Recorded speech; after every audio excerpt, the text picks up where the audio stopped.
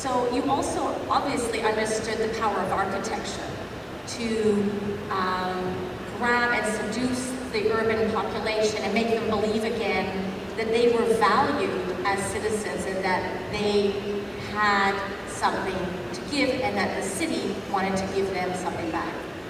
Completely in agreement. I think architecture to me, as opposed to engineers, mostly they worry about where cars will go and all of this.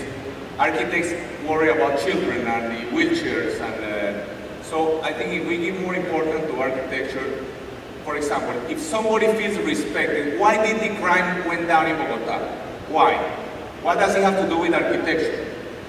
It's very difficult to understand. Nobody really understands, but I believe it's because if somebody feels, for example, somebody is walking in a sidewalk and the cars are all over, they cannot even go in the sidewalk, they have to go into the street.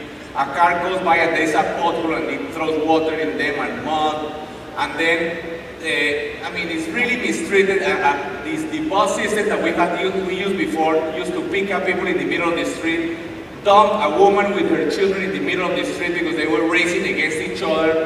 And so we cannot tell the citizen later on, you know, love your city. Don't throw trash in the floor, you know.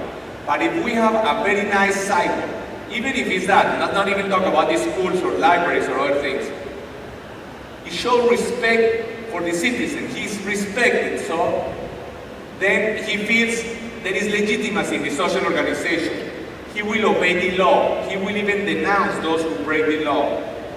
But I want to remind you of what I said at the beginning. Latin America, what happened in Latin America between 1950 and the year 2000 is Latin America went from being about 30% or 40% urban, according to the country, to about 70 to 80% urban in 50 years. And in this process, most big cities increased in population between 700 and 1200% in 50 years. Exactly the same thing that happened in Latin America between the year 1950 and 2000 is what is happening now in Asia. Asian cities' population is growing 45 million inhabitants per year. And so we can really imagine a different way of living, different cities. I mean, if we had a magic wand, how would Toronto be? If we had a magic wand, at least I would propose that Toronto would be marvelous if we had 1,000 kilometers of pedestrian and bicycle street only, without cars next to it. And of course in Toronto this is difficult because it's already a built city, but in Asia we are building cities from nothing. So I think this is I must say I am a little sad because I became very excited about what you could do with cities when I was in college around 1973, 74. And the urbanization in Colombia was going at full blast at that time.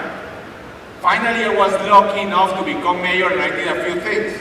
But in fact, most urbanization in Latin America is relatively finished to a large degree. I mean, still growing, but never as Asia. So, but the great opportunity to the world is in Asia, where we're doing cities from nothing, in new areas where you could really do a completely different, more sustainable, happier way of life just with architecture, just with a little design. It doesn't cost more. It's just a matter of, for example, for public transport, we could have busways going through the new developments like railways, busways just for buses and bicycles.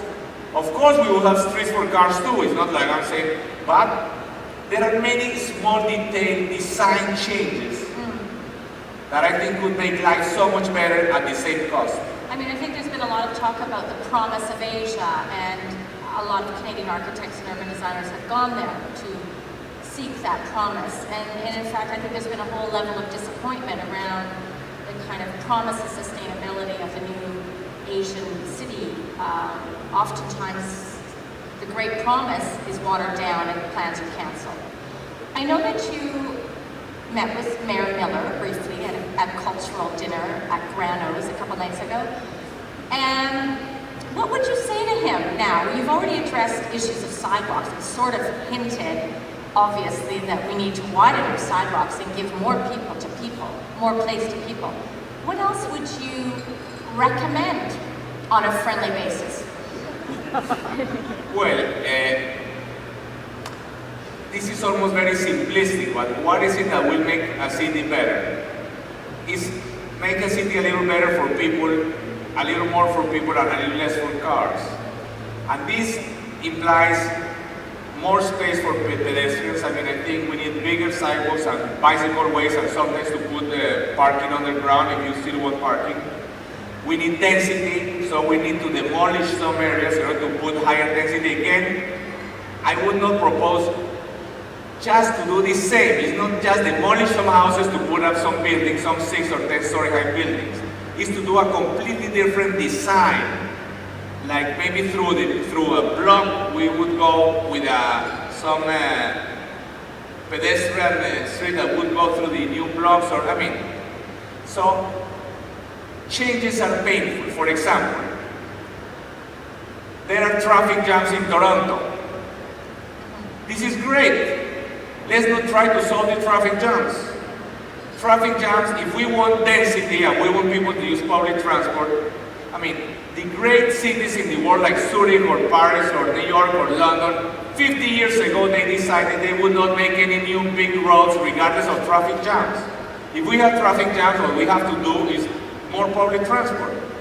And I believe that the easiest way to do public, you could put even buses on highways. I mean, in Madrid there is an interesting case. There is a HOV lane in a highway, and then only for buses in the last 5 kilometers entering Madrid. And there are 2 suburban rail lines which go parallel to it. And the buses are moving more people than the 2 rail lines added together. Why? Because buses have one advantage. They can come much closer to the origin and to the destination of the trips. But we must put buses not just as feeders to the rail, not just as feeder buses, but if we have express lanes for buses, the buses could be very fast and you could have these buses coming near where people live, close to where they are going to work, and in the highway they will go very fast. I mean, they already have something similar in Ottawa and in other places, but the issue is the better city is one that will be better to be out for people. And this means painful changes, of course. mean, I loved your analysis of malls and how they're such deadening spaces and actually just an excuse for streets that, a very bad excuse for streets that obviously don't work. And I loved also your observation that buses are perceived to be for the poor.